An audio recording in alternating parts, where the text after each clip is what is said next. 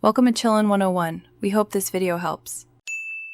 You start by pulling the actual depth information from the portrait file.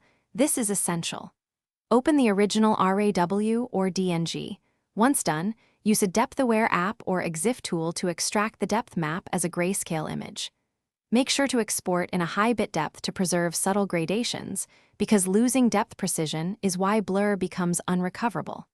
If your phone saved only a JPG without depth, stop here. You need the original file with depth to proceed. Now reconstruct the sharp subject using the depth map as a mask. Load both the photograph and grayscale depth into Photoshop or an equivalent editor, convert depth to a selection, then refine the mask with 1/3 pixel feathering. Once you have a clean subject layer, apply a deblur, either multi-scale sharpen or an AI restoration filter, only to that layer.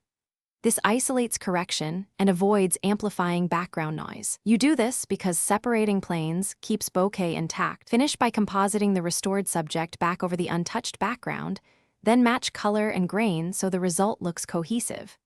Use small global adjustments, 3 to 7% local contrast, gentle noise reduction, and add back a tiny amount of film grain if the sharpened subject looks too clinical. If you see halos or mismatched edges, reopen the depth mask, increase feathering slightly, or rerun the deblur with reduced strength. This troubleshooting step fixes the most common failures quickly. Thanks for watching.